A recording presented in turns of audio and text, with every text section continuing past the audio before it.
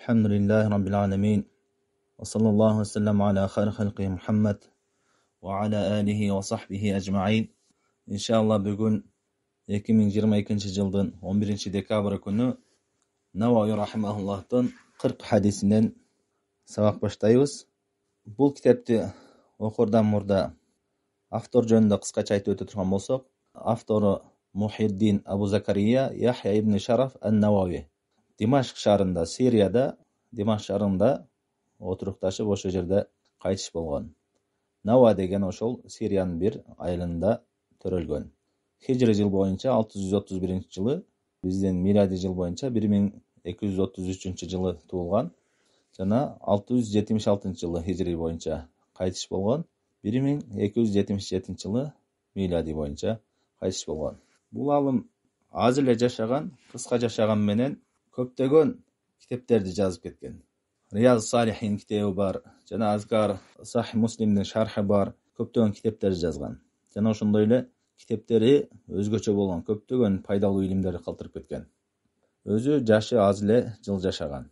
Шафии мазхабында болгон, жада калса алымдар айтышат, бул Шафии мазхабынын шейхи болгон деп, ушунчалык жакшы билгендигинен.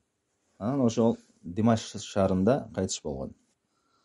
Ошол китептердин арасынан бул Арбаин Нававия, Нававинин 40 хадиси деп аталынган китеп. 40 хадис жөнүндө, 40 хадис чогултуу жөнүндө, ошонун фазилети жөнүндө кээ бир хадистер келген. Кимде-ким менин үммөтүмө мен 40 хадисим чогултса ага кыямат күнү шафаат кылам деген, ошол сыяктуу көптөгөн хадистер келген, бирок алымдар ал хадистерди даиф хадис деп айтышат. Бул алымдагы ушул 40 хадисти жазган. Мындан башка да алымдар көптөгөн ар кандай бөлүмдө 40 хадистерди чогултушкан. Эми Навави рахимахуллахтан ошол алымдардын жолун жолоп, өзү бул китептин башында айтат, бул 40 хадис жөнүндө хадис чогултуу, фазилети келген хадистердин баары даиф дейт. Мен ага таянган жокмун дейт, бирок алымдар ушул жолду жолдогон үчүн мен да ошолордун жолун жолдоп, ушундай китеп жаздым дейт да. Навави рахимахуллахтын китептери өзгөчө, элдин арасында тараган, Аллах Таала кабыл берип койгон да. Мисалы үчүн Riyaz Salihin деген китеби, момундардын бакчасы деген китеби көптөгөн өлкөлөрдө, көптөгөн мечиттерде окулат. Намаздардан кийин ошол китеп окулат көптөгөн өлкөлөрдө. Алымдар айтат, бул алымдын китептерин таркоосунун себеби, негизги себеби эки себеп деп айтышат. Биринчиси, ошол китеп жазууда өтө мыкты чебер болгондугунан, жакшы жазган. Экинчиси болсо, ниети туура болгон, ыхластуу болгон үчүн Аллах Таала кабыл берген дейт да. Ушул Аллах Таала кабыл бергендигине, элдин алдында баардыгы кабыл болгондугу китептери, анын ыхластуу экендигине далил болот.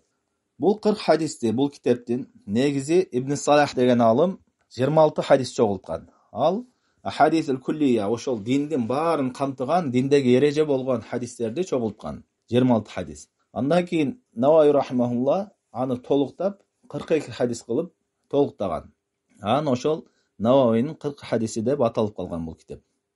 Бул хадисте Навави рахимахуллахтын кылган иштери өзү айтат, мен бул хадисте баардыгы ушу диндин негизги амалдарын камтыган, жана ошондой эле жавамиул калим болгон. Жавамиул калим деген сөзү кыска, мааниси терең болгон сөздү айтылат. Пайгамбар саллаллаху алейхи вассалам хадисте айтат, буисту би жавамиул калим. Аллах Таала мени ушундай жавамиул калим менен жөнөткөн, кыска сөз менен көп маанини камтыган нерсени түшүндүрүп айтып бере турган. Эми Навави рахимахулла бул китебинде ошо чогулткан хадистери көпчүлүгү ошондой.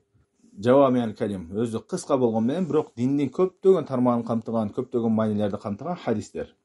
Жана ошондой эле алымдар, илгерки алымдар 40 хадис чогултканда, кээ бирлери ошол садака бөлүмүндө, жихад бөлүмүндө чогулткан болсо, бир темага байланыштуу. Жана башка алымдар көптөгөн китептерини ошол бир даарат бөлүмүндө болсо, бул китеп андай эмес. Бул китептин темасы эмне? Диндин баардык тармагын камтыйт. Таухид болсун, фикх маселелери бар, жана ошондой эле адеп, ахлак, кулк мүнөз бүт баарын камтыган, зикирлер жөнүндө баардык тармагын камтыган хадистер чогулган. Өтө пайдалуу. Бул хадисти ар бир мусулман колунан келсе жаттап, ошол нерселерге амал кылып жашоосунда, күнүмдүк жашоосунда амал кыла турган хадистер. Ошон үчүн алымдар илим баштоочуларга эң биринчи хадис илиминен баштаганда ушул хадисти, ушул китепти жаттоого үгүттөшөт. Анткени бул пайдалуу, көптөгөн пайдалуу хадистерди чогулткан китеп болуп саналат. Эми биринчи хадисти окуй турган болсок, бул китептен айтып жатат: Ан амирил муъминин Аби Хафс Умар ибн ал-Хаттаб радияллаху та'ala анху قال: سمعت رسول الله صلى الله عليه وسلم يقول. Умар ибн Хаттаб радияллаху анху риваят кылат, пайгамбар саллаллаху алейхи вассаламдын айтканын уктум дейт. Иннамал а'малу бин-ният. Амалдар ниетке жараша болот. Ва иннама ликулли имриин ма нава. Чындыгында ар бир адам эмне ниет кылса, ошого жетет дейт. Фаман канат хижратуху илаллахи ва расулихи фа хижратуху илаллахи ва расулихи. Кимдин хижраты Меккеден Мединага көчүүнү ошол кезде хижрат деп аталган, ошол хижраты Аллах Таала үчүн жана пайгамбар үчүн болсо, анын хижраты Аллах Таала жана пайгамбар үчүн болуптур дейт. ومن كانت هجرته لدنيا يصيبها أو امرأة ينكحها فهجرته إلى ما هاجر إليه. Эми кимдин хижраты бир дүнүйөлүк максатта болсо, же бир аялга үйлөнүү максатында болсо, анын ошол эмнеге максат кылса, ошого жетет дейт. Ошол максатта болот дейт хижраты. Бул хадисти Бухари рахмаулла жана ошондой эле Муслим риваят кылган. Алымдар айтышат, бул хадисте жавамиул калим эмне дегенде, кандайча бул жавамиул калим болду? Жавамиул калимди түшүндүрүп өттүк. Кандайча кыска нуска болду? Мындайча айтканда кыска жана майнеси терең болду дегенде, алымдар айтат.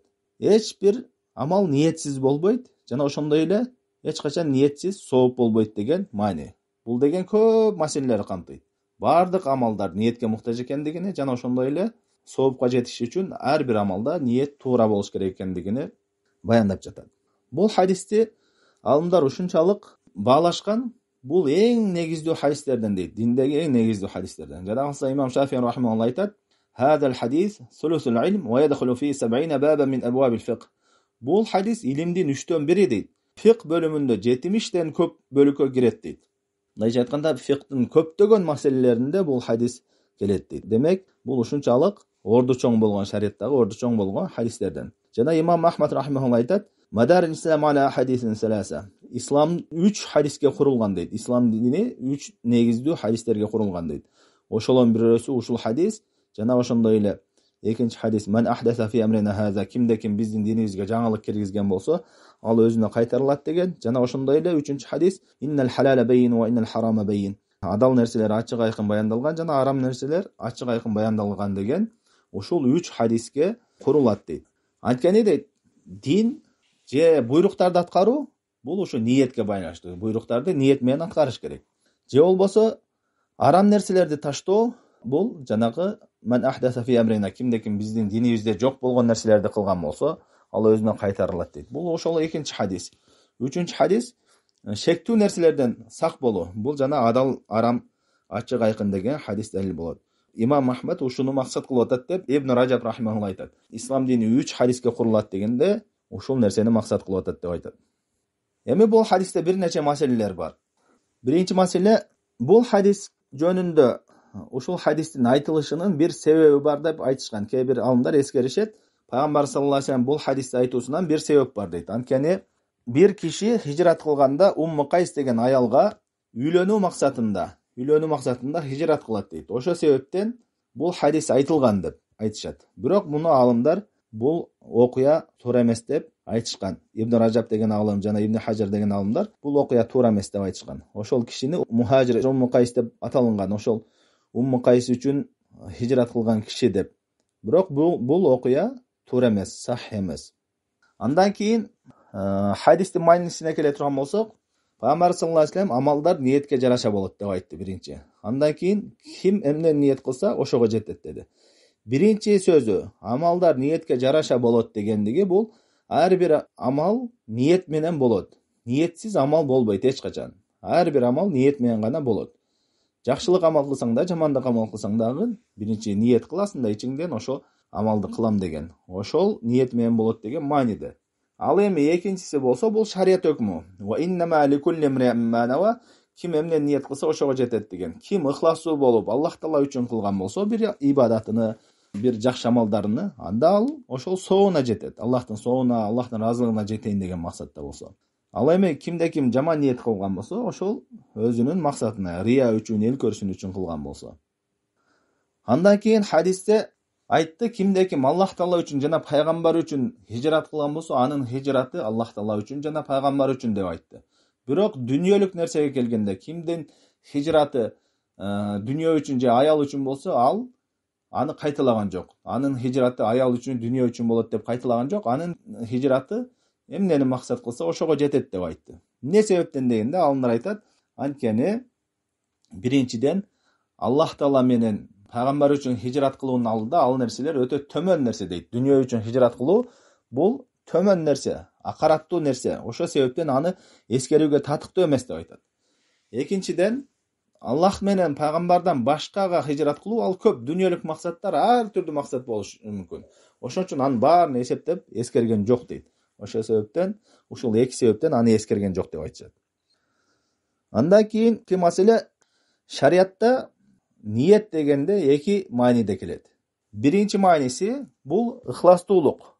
Ыхластуулук деген эмне? Ар бир жакшылык ишибизди, сооптуу ишибизди, Аллах Тааладан сооп үмүт кыла турган ишибизди калыс Алла үчүн, Алланын ыраазылыгы үчүн, Аллахтын соогуна жетиш үчүн гана аткаруу. Ниет десе ушул максатта келет. Көптөгөн алымдардын, иргелки салаф салихиндердин алымдары ушул мааниде көптөгөн сөздөрү бар. Абдуллах ибн Мубарак рахимахулла айтат, балким бир кичинекей амал болушу мүмкүн дейт. Рубба амалун кабиратун тусагирухун ния.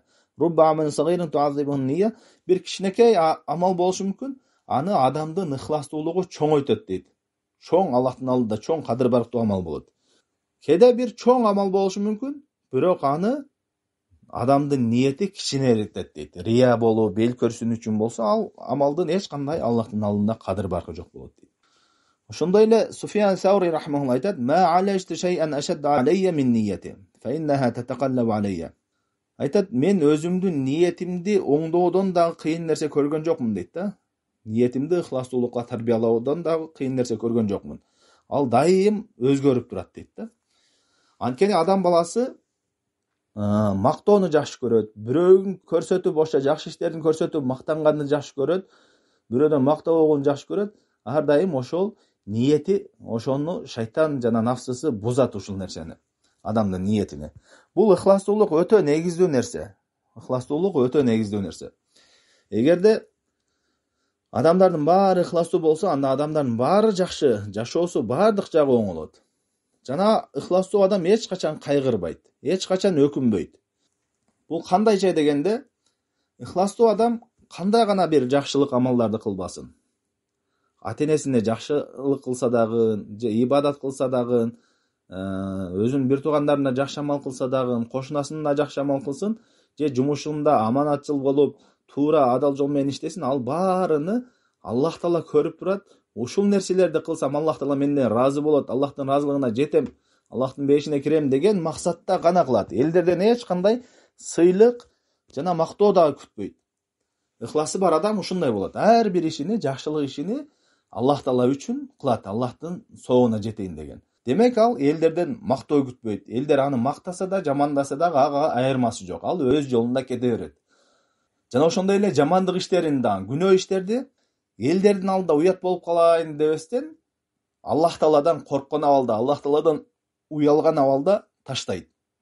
Ыхластуу адамдын абалы ушундай. Ал эми ыхласы жок адам кандай? Ыхласы жок адам ал элден мактоо үчүн же болбосо бир дүйнөлүк максаттар үчүн кылат. Мисалы үчүн бирөөгө жакшылык кылып жүргөн болсо, жакшы амалдарды, бир тууганына жакшылык кылып жүргөн болсо, ал бир тууганы жакшылыгын билбей ага бир жамандык кылып койсо, бул жакшылык түшүнбөйт экен.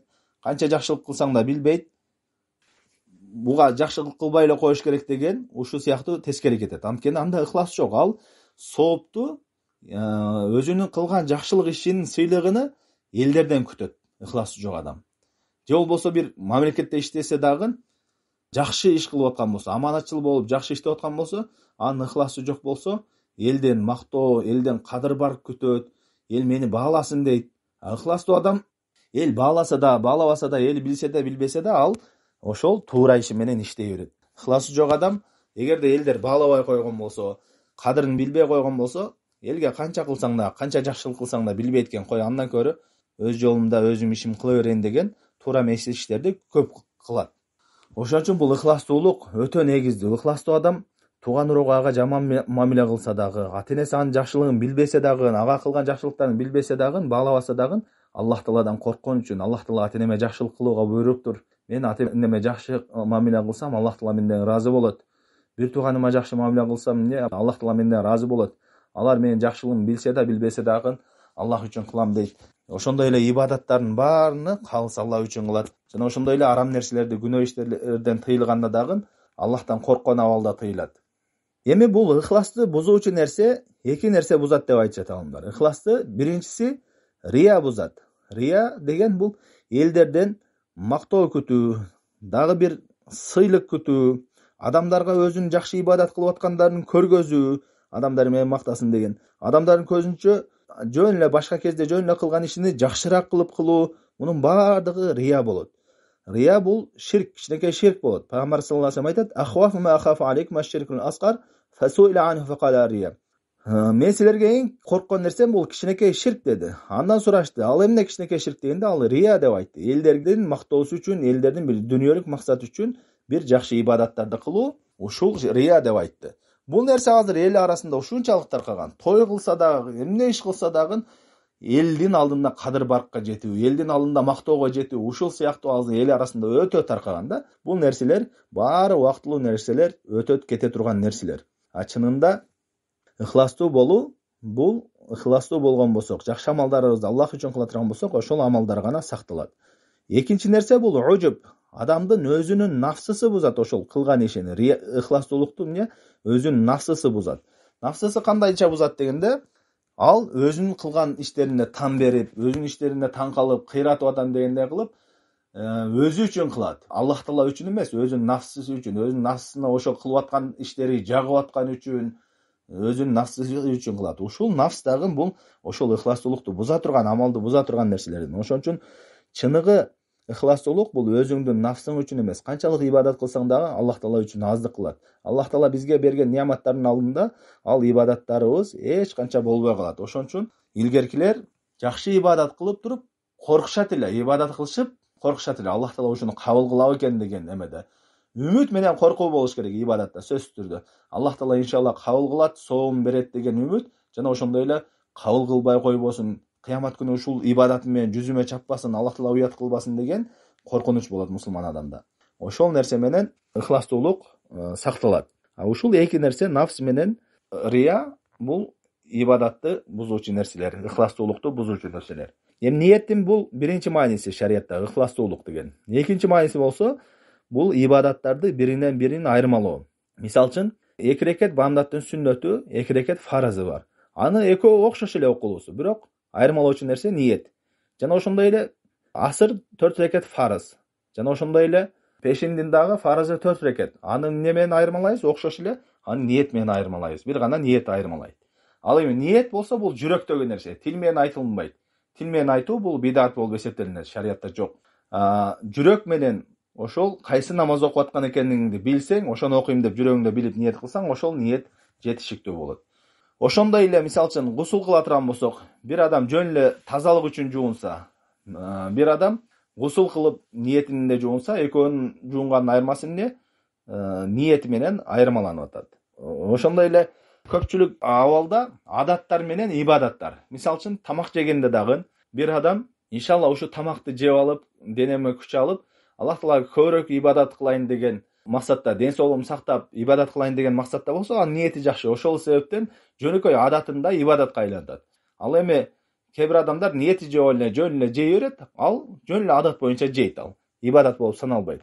Уктаганда эс алып алып, бир аз эс алып алып, сергегирээк болуп алып туруп, ибадат кылайын деген жакшы ниетте болсо, жөнөкөй жашооңдо адатыңда ибадатка айлантасың. Жана ошондой эле иштегенде да Аллах Таала адалдан эмгек кылып, адалдан акча табып, үй бүлөнү багууга буйруптур деп, иншалла ушул нерсени кылсам Аллах Таала разы болот, үй бүлөмү баксам, адал менен баксам, аларга жумшасам, канчалык акча жумшасам аларга, ошончолук сооп болот деген ниетте кылса, ал жөнөкөй күнүмдүк ишинде ибадатка айлантат. Ал эми ниети жок адам жөн гана адат боюнча кылып жүрө берет. Демек, ибадат бул ниет менен биз ибадат эмес болгон, жөнөкөй адат боюнча болгон амалдарды дагы ибадатка айлантсак болот. Пайгамбар саллаллаху алейхи вассалам айткан: "Иннака лан тунфиқ нафақатан табтагы биhi вajhallah илля уҗирта алейха." Сен кандай бир нафака кылбагын, нафака деген акчаны жумшоо. Эгерде Аллахтын разылыгын көздөгөн болсоң, ошого сооп аласың. Жада калса, аялың оозуна бирдеке салып жедирсең дагы деди. Демек, жөнөкөй күнүмдүк жашообузда дагы кылып аткан адаттарыбызды жөн деле үй бүлөңө ниет кылбасаң деле жөн деле багасың үй бүлөңдү. Бирок ошону жакшы ниет кылып койсоң, Аллах Таала мени ушуга багууга милдет кылып жүктөгөн.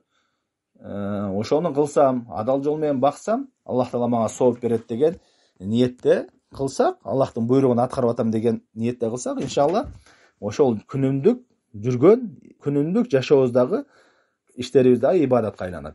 Жана ошондой эле аял киши үйүндө дагы кызмат кылып атса, күйөөмө кызмат кылууга, күйөөмө баш ийүүгө, жана ошондой эле бала чакам жакшы кароого, тарбиялоого мен бул милдетим, Аллах Таала жүктөгөн нерсе, ошону кылсам Аллах Таала менден разы болот деген болсо, ал күнүмдө жөн деле кылып аткан иштеринди ибадатка айлантат. Ошон үчүн ниет ибадаттарды бири-биринен айырмалайт, жана ошондой эле адаттарды ибадаттардан айырмалайт. Кээ бир адам адат боюнча кылат, кээ бир адам ошол адатын дагы ибадатка айлантат.